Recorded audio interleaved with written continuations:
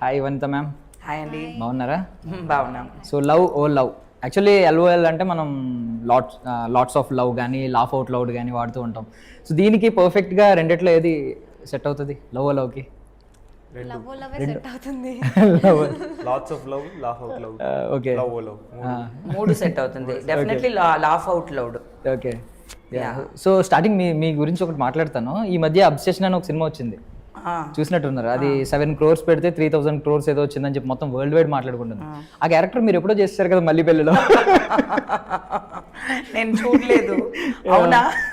అట్లా అంటే చూడలేదు, బికాజ్ నాకు చూడాలని ఉన్నింది. బట్ పిల్లలందరూ వెళ్ళారు, పాప జోవిక జయ అందరూ వెళ్ళారు. నన్ను ఎవరో కన్ఫ్యూజ్ చేసేసారు, నీకు నచ్చదు అని. నేను అనుకున్నా ఎందుకు నాకు నచ్చదు. దెన్ నాకు లాస్ట్ మినిట్ కొంచెం, నేను అంత త్వరగా థియేటర్కి వెళ్ళను.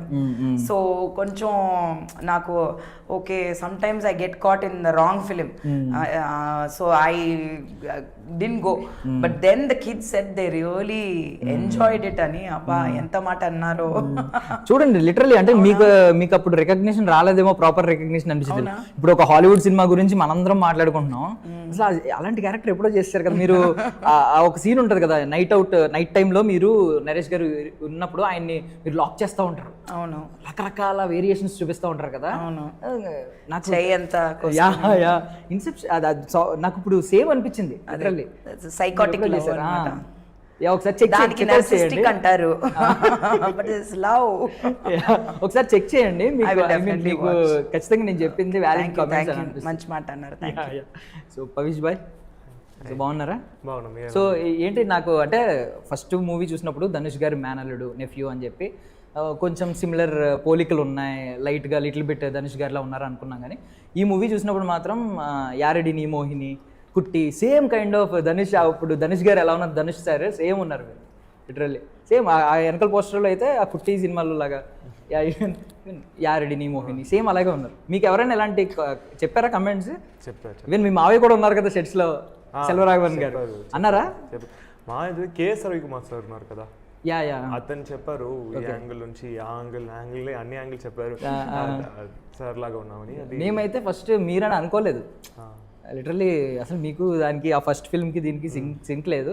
మీది జనరల్ లుక్ ఎలా ఉంటుంది, ఇప్పుడు ఉన్నట్టు ఉంటుందా, ఎలా ఉంటుందా? ఇది కూడా కాదు, full short hair, okay, clean shave. అదే సేమ్ నీక్ గెటప్ యాక్చువల్ నా real life getup. Okay, but once actor అయినాక దెర్ ఇస్ నో గెటప్ కదా. సేమ్ ఒక్కొక్క సినిమాకి ఒక గెటప్ అంతే. నైస్. సో మా ఇంటి అమ్మాయి కాబట్టి లాస్ట్లో పలకరిస్తాను యాక్చువల్లీ ఆవిడ. సో నాగదుర్గ గారు అసలు అదేంటండి నాకు అర్థం కాలేదు. మా ఇంటి అమ్మాయి అప్పుడు మేము కూడా మా మమ్మీ తెలుగు, ఓకే, నేను హాఫ్ తెలుగు. అదేంటి మా ఇంటి అమ్మాయి, మేమందరూ ఎక్కడి నుంచి వచ్చాము, ఆడపడుచు కదా, ఆడపడుచు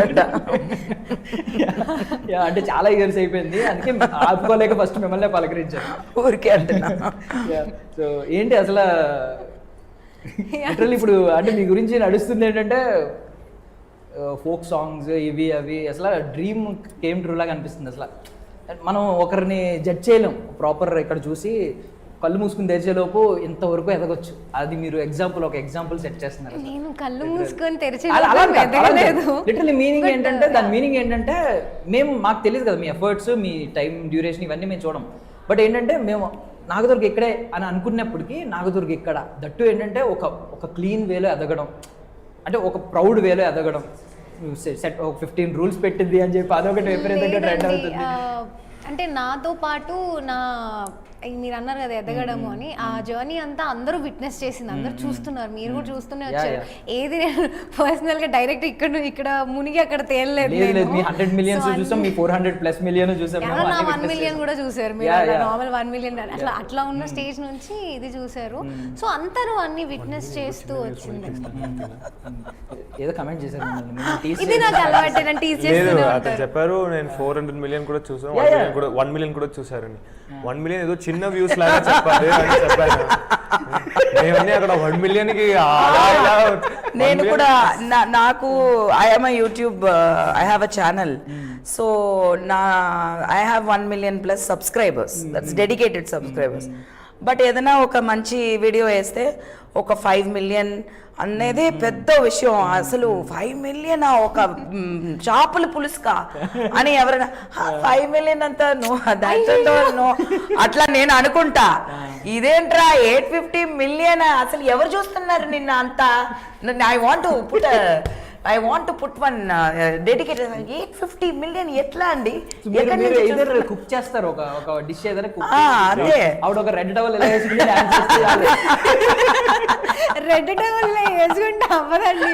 అయ్యో ఆవిడకున్న క్రేజ్ అది. అప్పుడు అంత వ్యూ వచ్చి సినిమా 800 million 100 million వెళ్ళి సినిమా బ్లాక్ బస్టర్ చాలు.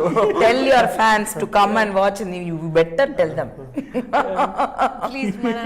మనకి అప్పుడే నేను నమ్ముతా. చెప్తున్నారు ఇన్ని అంటున్నప్పుడు చూడాలి, గట్టిగా చూడండి అందరూ వచ్చి. అవును. అండ్ అసలు తమిళ్ తెలుగు అన్నిట్లో డబ్బీ అయిపోతున్నారు. చాలా హ్యాపీగా ఉంది చూస్తుంటే. అంటే అనుకోకుండానే వచ్చిన ఆపర్చునిటీ. ఫస్ట్ తెలుగులో స్టార్ట్ అవుదాం, తెలుగులో ఇట్లా ఇట్లా జాగ్రత్తగా మనకి తగిన స్టోరీ వచ్చి లేకపోతే కంఫర్ట్ లెవెల్కి వచ్చి అట్లా చూస్తున్న టైంలోనే తమిళ నుంచి వచ్చింది. సో మహేష్ సార్ మా డైరెక్టర్ సార్ నాకు చెప్పినప్పుడు నరేషన్ ఇక్కడ వచ్చి నరేషన్ ఇచ్చారు. అది కూడా ఎంత క్వశ్చన్ మార్కులో అంటే ఆయన ఏదో చెప్పారు, నాకేదో అర్థమవుతుండే.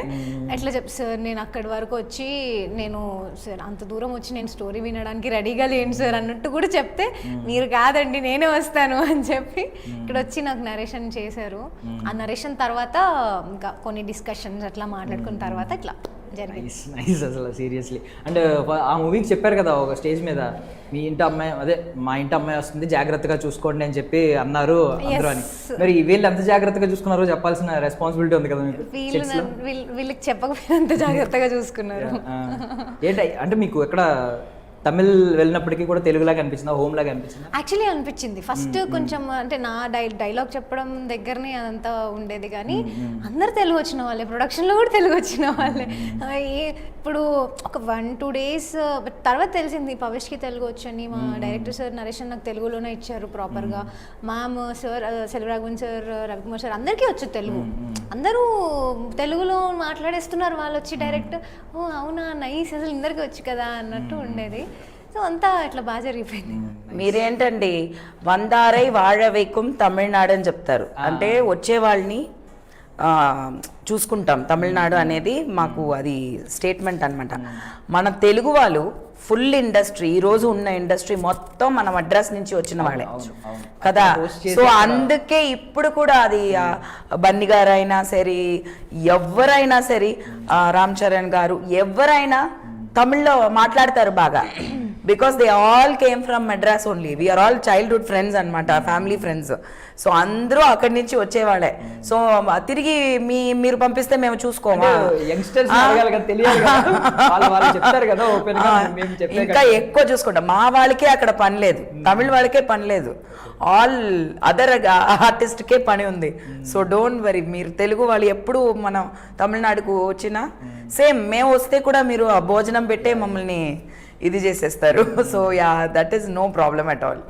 Okay yeah. అండ్ మీ విషయం మీరు తెలుగు ఎంత బాగా మాట్లాడతారని నేను ఎక్స్పెక్ట్ చేయలేదు అసలు. అంటే మోస్ట్లీ చాలా మందికి రాదు కదా, ఈవెన్ ధనుష్ సార్ కూడా ఇంత తెలుగు రాదు. ఎలా మీకు ఫ్రెండ్స్ ఉన్నారా తెలుగులో ఎవరైనా? వెంకటేశ్వరి సార్ తో 1 year ఇక్కడ Venkateswari sir 1 year assistant director గా వర్క్ చేశాను. యా ఐ నో, సార్ మూవీలో. తర్వాత ఇది నా చిన్నప్పటి నుంచి చాలా తెలుగు సినిమా చూస్తాను.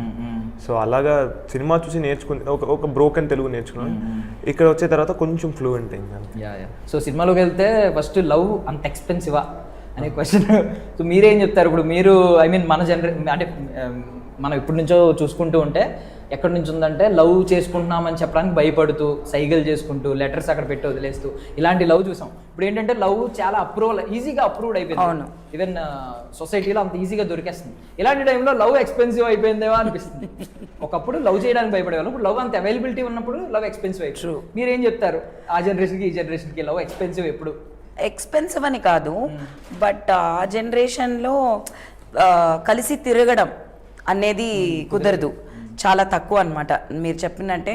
సో పేరెంట్స్కి భయపడతాం, ఆ టైమింగ్స్ ఉంటాయి, సో అవన్నీ ఉంటుంది. సో ఆ ప్రాబ్లమ్స్ కాబట్టి ఒక ఫోన్ చేయడం అనేదే ఒక ఎస్టీడీ బూత్లో పోయి దానికి కూడా డబ్బులు కావాలి. సో ఒక ఎస్టీడీ బూత్కి మనం ఎక్కడన్నా ఊరికి వెళ్తాం షూటింగ్కి ఆర్ సమ్ అదర్ వర్క్ మీద వెళ్తారు కదా, సో అక్కడి నుంచి ఫోన్ అప్పుడంతా చాలా ఎక్స్పెన్సివ్ ఫోన్ కాల్సే. I don't think food was expensive or gifts were needed. We all saved money or did some golmali work only for phones because that was the main issue. Communication problem ఉన్నప్పుడు మనం ఎక్కడ తిరగడం, so that was the problem. Now that has become free. Recharge చేసేస్తే అది ఎంతసేపు అయినా మనం మాట్లాడచ్చు. వాట్సాప్ ఇస్ ఫ్రీ, అన్నీ free, social media is free. But as lifestyle పెరిగింది. సో ఫర్ ఎగ్జాంపుల్ థియేటర్కి వెళ్ళడం, ఒక పాప్కార్న్ తీసుకుని ఒక కోక్ ఒక ఇద్దరు వెళ్తేనే విత్ టికెట్స్ అయిపోతుంది కదా, 1500 రూపీస్ మినిమం అయిపోతుంది. సో అక్కడ స్ప్లిట్ చేయలేము, అబ్బాయే ఇస్తాడు ఇంప్రెస్ చేయడానికి, at least initially they will try to impress. So అట్లంతా ఉంటుంది కదా. So just the life style has changed. But డబ్బులు ఎప్పుడైనా డబ్బులు కావాలి. లవ్ చేయాలంటే ఏదో ఒక సోర్స్ ఉండాలి. ఫ్రీగా లవ్ డెవలప్ చేయడం కుదరదు. సో మీరేం చెప్తారు అంటే ఇప్పుడు బికాజ్ ఒక మంచి ఐడియా తీసుకొచ్చారు, లవ్ని బ్రేకప్ని లీగలైజ్ చేద్దాం అని చెప్పి. ఈవెన్ బ్రేకప్స్ అయిపోయే కొద్దీ క్రెడిట్ స్కోర్ తగ్గిపోయినట్టు ఇక్కడ కూడా లవ్ స్కోర్ తగ్గిపోవాలి, లవ్ క్రెడిట్. సో మీరు ఏం చెప్తారు, లవ్ ఎక్స్పెన్సివా ఈ జనరేషన్లో? ఎనీథింగ్ ఇన్ లైఫ్ అది ప్రోగ్రెస్ అవ్వకనే ఆటోమేటిక్లీ బికమ్ ఎక్స్పెన్సివ్ అని అనుకుంటున్నాం. ఒక కార్ కొంటున్నాం, ఎక్స్పెన్సివ్ కార్ కొంటే ఆ కార్ కొత్తదిగా ఉన్నప్పుడు మనకి సర్వీస్ ఎక్స్పెన్సివ్ ఉంది, పాతదాగా సర్వీస్ ఎక్స్పెన్సివ్.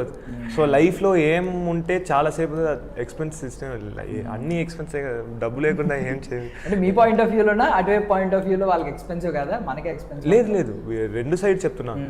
ఇప్పుడు నా పాయింట్ ఆఫ్ వ్యూ వాళ్ళ ఒక్కొక్క రిలేషన్షిప్లో వేరే ఉంటుంది. ఇప్పుడు నేను ఏం చూసాను, అమ్మాయిలే చాలా ఖర్చు పెడుతున్నారు అబ్బాయిల కన్నా. అదే నేను ఇప్పుడు రీసెంట్గా నేను చూస్తున్నాను. ఎందుకంటే మా ఫ్యామిలీ ఫ్రెండ్ ఒక అక్క ఉంటుంది, ఈ రోజు దాకా నేను ఆ అక్క బయట వెళ్ళి నేను ఒక్కసారి కూడా పే చేయలేదు. నేను ఎక్కడ వెళ్ళిన ట్రిప్ మా అక్కనే పే చేసేది దాంట్లో. సో నా పర్సనల్ ఎక్స్పీరియన్స్లో ఇప్పుడు చాలా అమ్మాయిలే ఖర్చు పెడుతున్నారు. ఈ క్యారెక్టరు ఖర్చు పెట్టి ఇంకో ఇల్లులో అమ్మాయి ఖర్చు పెట్టవచ్చు, అబ్బాయి లాగా ఉండొచ్చు.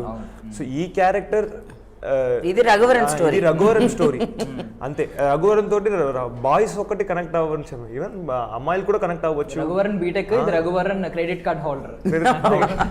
అదే రెండు వేరే యాక్సెప్ట్ చేస్తే ఏం చేస్తారు? ఒకవేళ మీ గర్ల్ ఫ్రెండ్ రేపు పొద్దున్న ఇంట్లో చెప్పలేరు, నేను ఇప్పుడు హీరో అయిపోయారు కాబట్టి మీకు మనీకి లోటు ఉండదు అనుకోండి.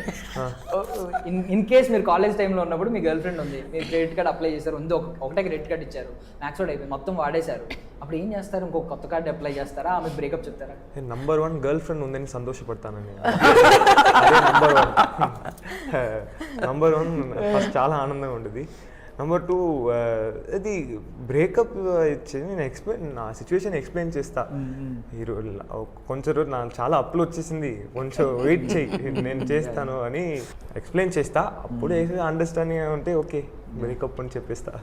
వేరే ఏం చేయవు, కాలేజే కదా, ఏం చేయొచ్చు. ధనుష్ గారు ఇలా కనిపిస్తున్నారండి నాకు కూడా లిటరల్లీ మీరు మాట్లాడే తీరాలి. సో మీరు లవ్కి రకరకాల ఫామ్ ఉంటుంది. ఇప్పుడు మీకున్న ఫ్యాన్ బేస్లో రకరకాల మీకు రిక్వెస్ట్స్ కాలంలో డిఎంలో చాలా వస్తూ ఉంటాయి. అందులో అంటే మిమ్మల్ని ఇష్టపడడం కాదు, క్రష్ ఆ కైండ్ ఆఫ్ కాకుండా ఈవెన్ సిస్టర్ అని ఫీల్ అయ్యే వాళ్ళు కూడా చాలామంది ఆఫర్లు చేస్తూ ఉంటారు. ఒక్క రిప్లై ఇస్తే మీరు నీకు ఇది కావాలా, అప్పుడు ఐఫోన్ కొత్తది వస్తే నేను పంపించిన అన్నట్టు డిఎమ్స్ ఏమన్నా వచ్చినాయి అలా క్రేజీగా? ఫస్ట్ నేను రిప్లై ఇవ్వాలి కదా, ఇవ్వరు, బట్ వాళ్ళు ఏదైనా పంపిస్తారు కదా కొంతమంది. అట్లా లేదండి, అట్లా అయ్యో ఆఫర్లు అదంతా ఏం లేదు. అంటే బట్ డిఎమ్స్ వస్తాయండి మంచి వేలో, ఇంత పారాగ్రాఫ్లు రాసి పంపిస్తుంటారు. అంటే మీరు అన్నట్టు సిస్టర్గా అయినా ఫ్రెండ్గా అయినా ఎట్లయినా కూడా ఇంత పారాగ్రాఫ్లు రాసి పంపిస్తే నాకు మంచి చదువుతాను, కాకపోతే అన్ని చదువుతాను, కుదిరినని రెస్పాండ్ అవుతుంటాను, బాగా అనిపిస్తుంది. అంత టైం తీసుకొని అంత టైప్ చేసి అదంతా చేస్తుంటారు కాబట్టి. సో జస్ట్ ఫన్నీ వేలో అడుగుతున్నాను, ఒకవేళ మీకు బాయ్ ఫ్రెండ్ ఉంటే క్రెడిట్ కార్డ్ లిమిట్ ఎంత ఉండాలి? క్రెడిట్ కార్డ్ లిమిటా? అసలు నాకైతే క్రెడిట్ కార్డ్ లేదు, ఆ లిమిట్ వాటి గురించి నాకు అసలు నిజంగా ఏం తెలీదు. కాకపోతే నాకు సర్ప్రైజెస్ ఇవ్వడం, నాకు మనీ ఖర్చు పెట్టడం చాలా ఇష్టం, గిఫ్ట్స్ తీసుకోవడం ఇష్టం, ఇంట్లో ఇవ్వడం చాలా ఇష్టం. క్యారెక్టర్లో లేరు కదా? లేదు నిజంగా నేను ఇంట్లో కూడా ఏమైనా ఏం జరిగినా ఈవెన్ మా బ్రదర్ అబ్రాడ్ నుంచి వచ్చిన డాడీకైనా మమ్మీకైనా నేను సర్ప్రైజెస్ ఇస్తా కదా, ఇక్కడ ఇప్పుడు నాకు ఎవరైనా సర్ప్రైజ్ ఇవ్వాలంటే మమ్మీ నా దగ్గర వచ్చి అడుగుతారు, అరే అమ్మ నేను పోనీ నెక్స్ట్ నా బర్త్డే ఉందంటే అమ్మలో కేక్ ఆర్డర్ చేయవాడి, నా బర్త్డేకి నా కేక్ నేనే ఆర్డర్ చేసుకొని నేనే కట్ చేయాలా అని నేను మాట్లాడతాను. ఇది పెద్ద సర్ప్రైజ్ కదా. సో అంతే, ఇప్పుడు నెక్స్ట్ నా బర్త్డే ఉంటే అమ్మలో ఇదేదో నా ఫోన్లో స్టేటస్ పెట్టు అని చెప్తారు. నేనే స్టేటస్ పెట్టాలి, మళ్ళీ ఏం పెట్టాలి కూడా మా మమ్మీ చెప్తుంటారు నాకు పక్కన, happy birthday my lovely daughter, నేను టైప్ చేసుకోవాలి. సో ఇలాంటివి నా దగ్గర ఎవరికి సర్ప్రైజెస్ ఇవ్వడానికి తెలిసిపోతారండి. నాకు ఏదైనా నా మీద నా ఫ్రెండ్స్ కానీ ఎవరైనా సర్ప్రైజ్ ప్లాన్ చేస్తున్నారన్నా, లేకపోతే ఏదైనా గిఫ్ట్ ఇవ్వడానికి ట్రై చేస్తున్నారన్నా నాకు తెలిసిపోద్ది ఈజీగా. సో ఊపిరి సినిమాలో నాగార్జున గారిలో వాట్ సర్ప్రైజ్ అదైతే చేస్తాను, బట్ తెలిసిపోయింది నాకు ఈజీగా. అండ్ నార్మల్గా ధనుష్ గారితో క్లోజ్గా అంటే ఒక మావయ్యలా కాకుండా ఒక మా అంకుల్లా కాకుండా క్లోజ్గా చూశారు. ఆయన వర్కింగ్ స్టైల్ ఒక ప్రొఫెషనల్ వేలో చూశారు. నాకు తెలిసి స్ట్రిక్ట్గానే ఉండుంటారు. ఆయన నుంచి ఏం ఆయన క్వాలిటీస్ చూసుంటారు కదా, కొన్ని ప్రో అన్నిట్లో ఆయన నేషనల్ అవార్డు సార్ వచ్చింది, అవన్నీ మనకు తెలుసు. సో ఏ క్వాలిటీని మీరు దొబ్బేయాలనుకుంటున్నారు? దొబ్బేయాలి మీన్స్ స్టీల్ చేయాలనుకుంటున్నారు. క్వాలిటీనా? పేషెన్స్. అతను చాలా పేషెంట్. ఇప్పుడు మీరు ఇమాజిన్ చేయండి, ఒక సినిమాలో సార్ డైరెక్ట్ చేస్తారు, కంపోజ్ చేస్తారు, లిరిక్స్ రాస్తారు, ఆయననే వెళ్ళి యాక్ట్ కూడా చేస్తారు. అప్పుడు ఒక్కొక్క క్రాఫ్ట్ని పర్ఫెక్ట్గా చేయడానికి ఎంత పేషెన్స్ కావాలి, దానికి ముందు ఆ ఒక్కొక్క క్రాఫ్ట్ని పర్ఫెక్ట్గా నేర్చడానికి ఎంత పేషెన్స్ కావాలి. సో ఆ పేషెన్స్ నేను డెవలప్ చేయాలి అని అతను చూసి. రాంగ్గా అనుకోకండి, అంటే అనుకున్న పర్లేదు, నో ఇష్యూ. మీరు నీక్ BTS వీడియోస్ వస్తే మీరు ఆ సాంగ్లో మదర్ కింద హ్యాండ్ పెడతారు, మదర్ లెగ్ కింద హ్యాండ్ పెడతారు కదా, ధనుష్ సార్ చేసి చూపించింది వచ్చింది, ఏం చేశారు అసలు అనిపించింది లిటరల్లీ. ఆయన ఇప్పటికీ ఆ కిడ్ కావాలంటే కిడ్లా కనిపిస్తారు, పెద్ద ఆయనలా కనిపిస్తే పెద్ద ఆయనలా కనిపిస్తారు. I'm a very big Dhanush fan, that's why. అర్థమైంది. And ma'am, so Vijay sir గురించి మీరు మొన్న ఒక మాట అన్నారు, ఆయన తమిళనాడుకి అసెట్ అని చెప్పి. Of course. Why did you say that? Otherwise, with the first election, he stood in, he won kada. So Vijay has created history, political history. Throughout India, there's nobody who can match him అని తెలిసిపోయింది. So obviously, Tamil vaadu, not only in Tamil Nadu, all over the world, many people came flying down to Tamil Nadu. My friends also came. Lot of people, when I went, నేను షూటింగ్కి Dubai అంతా వెళ్ళాను, అందరూ చెప్పారు, అక్క మేము వచ్చేస్తాం, ఏదో ఒక పెళ్ళికి మేమందరూ వచ్చేస్తామని చెప్తారు కదా, అట్లాగా ఒక పంటకలాగా జరిగింది elections. All over the world people came back to put the vote for Vijay. So obviously we celebrate Vijay in Tamil Nadu, and of course he has fans everywhere, but movies కొంచెం మూవీస్ రెగ్యులర్ అయిపోతున్నాయి అని చెప్పి తమిళనాడు ఈ లైక్ లోక్సభలో మాట్లాడుకుంటారు కదా అక్కడ, అవును, అవి కూడా బయటకు వస్తున్నాయి, అవి కూడా మూవీస్ కంటే ఇంట్రెస్టింగ్ గా ఉన్నాయి, ఆయన సైగ చేయడం. సో బేసిక్లీ పీపుల్ ఎవరెవరు పాలిటిక్స్ మీద ఇంట్రెస్ట్ లేదో, నాకు కూడా పెద్దగా పాలిటిక్స్ మీద పెద్ద ఇంట్రెస్ట్ లేదు. మా జయలలిత గారు మాట్లాడితే నేను చూస్తా, because I love her the way she's an orator. So her diction, her language, her poised, oh my God, she's a class apart. So that is a different style. So but దానికోసం నేను ఎప్పుడు ఆమె ఏదైనా interview వస్తే ఇప్పుడు కూడా రిపీట్లో చూస్తాను నేను పాత ఇంటర్వ్యూలంతా. It gives you so much of courage and what a woman అన్నట్టు అనిపిస్తుంది. But after her I think Vijay has made many youngsters look into politics, everyday politics, and people like me also. నేను కూడా పెద్దగా నేను పట్టించుకోను, I just see generally what is happening. But మీరు చెప్పినట్టు ఇప్పుడు సినిమాలో మనం చూడలేము అని అనుకున్నాము, విజయ్ని లాస్ట్ సినిమా అనుకున్నాము, ఇంకా రిలీజ్ అయిపోతుంది జననాయక్. బట్ ఎవ్రీడే రీల్స్లో, అసెంబ్లీలో అదే సీఎం సార్ పేసంగా సార్, వాయతరంగా సార్, మాట్లాడండి సార్ అంటారు. మాట్లాడితే వాళ్ళకి సమాధానం చెప్పలేరు తిరిగి, because he is that brilliant. He knows how to talk. It's not like he doesn't know how to talk, but he talks only with a reason for something. Simply మాట్లాడుతూ ఉంటే it is value becomes lesser in that profession especially. So I think definitely we are all enjoying that like how your sing we are all time నుంచి కూడా ఆయన అందరినీ dramatic politics we are sing and మీరు త్రిష గారు కూడా వచ్చిన better because same background college background compare చేసుకుంటే మీకు ఇష్టమైన జయలలిత గారి కాలేజ్ బ్యాక్గ్రౌండ్ అన్నారు. బట్ ఉమెన్కి అంత ఐ మీన్ జయలలిత గారి కేసు ఒక్కటే పక్కన పెడితే ఉమెన్కి అంత ఉందంటారా? ఒక సినిమా స్టార్కి పాలిటిక్స్లో రాణించే అంత సీన్ ఉందంటారా ఆ సినారీ? ఇట్ రియల్లీ డిపెండ్స్ అండి. సినిమా లేదని కాదు, సినిమాలో అడ్వాంటేజ్ ఏంటంటే మనకి popularity already there, but image is something else కదా. So image is something else, capacity of capability is something else. So in that way it really depends, but elections lo standing and winning is something, but taking office, giving a responsibility to a person, they have an opportunity to show kada. So that is different. Electing a leader is different, and taking an office position is different. So yeah, I mean it is not about you're an actor or not an actor. Some rumors were there at that time. I told అదే అడుగుతున్నారు అనుకుంటా. So Trisha గారు వచ్చి she will become deputy CM, Trichy ఈస్ట్లో ఆమె నిలబడుతుంది అవన్నీ చెప్పారు. But even today I will tell you, it is not about anything else. It is not Trisha garu or anybody can come into politics. They have to want to come to serve the public. And why not? If you're having the qualification, you are able to carry it off. You have that patience first of all, and you're sacrificing your your career, all that is there, but doesn't look like she's going to come. So whoever does it, if it is for the public, serving the public, it is something to be welcomed kada. It is not a joke. They are making lot of sacrifices for that. And మీ విషయానికి వస్తే ఇప్పుడు ధనుష్ గారు multi faceted man. ఆయన ఎన్ని crafts అయినా ఆయన ఇంకా కొత్త క్రాఫ్ట్ ఎక్స్ప్లోర్ చేద్దాం అనే మైండ్ సెట్లో ఉంటారు. మీరు అదే కైండ్ ఆఫ్ మైండ్ సెట్టా, లేదు ప్రజెంట్ యాక్టింగ్తో ఆగుదాం అనుకుంటున్నారా? బికాజ్ ఆల్రెడీ డైరెక్షన్ ఆ ఎక్స్పీరియన్స్ కూడా మీకు ఉంది కాబట్టి అసిస్టెంట్ డైరెక్టర్గా వర్క్ చేసి ఏ క్రాఫ్ట్స్ మీరు ఎక్స్ప్లోర్ చేయాలనుకుంటున్నారు ఇన్ ఫ్యూచర్? నాకు ఈ క్యూరియాసిటీ అది నాకు కొంచెం ఎక్కువ. ఓకే. సో ఇప్పుడు ఒక సాంగ్ వింటే ఆ సాంగ్ లిరిక్స్ వింటే ఎలా రాశారని నేను ఒక పర్సన్తో ఇంటరాక్ట్ అవుతాను. అప్పుడు ఆటోమేటిక్గా మనకు ఒక ఓకే వస్తుంది, ఓకే మనం కూడా రాయాలి, ఇలాగా మనం కూడా రాయాలి. సో అలాగా నాకు ఈ క్యూరియాసిటీ ఎక్కువ. ఆ క్యూరియాసిటీ ఏం చేసిందంటే నేను నాకు తెలియకుండా చాలా నేర్చుకుంటున్నాను. ధనుష్ సార్ దగ్గర కూడా, లేకపోతే ఎవరి దగ్గర నాకు ఏం సాంగ్ అంటే సో నేను ట్రై చేస్తాను. చాలా టైం ఉంది కదా మనకి, టైం అసలు లైఫ్లో చాలా ఉంది. సో మనం లైఫ్ సినిమానే. సో అప్పుడు ఉన్నప్పుడు I want to learn everything. So Nagadurga గారు, సో బేసికల్లీ ఐ మీన్ ఇడుపు కాగితం వచ్చినప్పుడు రకరకాల కమెంట్స్ వచ్చినాయి, కొన్ని వార్స్ అయినాయి. బట్ తెలంగాణ డైలెక్ట్ గురించి, తెలంగాణ ఫోక్ కాబట్టి మీరు, బికాజ్ ఎప్పటి నుంచో మన చరిత్ర కాబట్టి దాని గురించి ఇప్పుడు తమిళనాడు వెళ్ళినా, రేపు పొద్దున్న బాలీవుడ్కి వెళ్ళినా మీరు ఏమని చెప్తారు? నేనా టీజర్ లాంచ్లో స్పీచ్లో చెప్పాను కదండి. ఏమని చెప్తారు?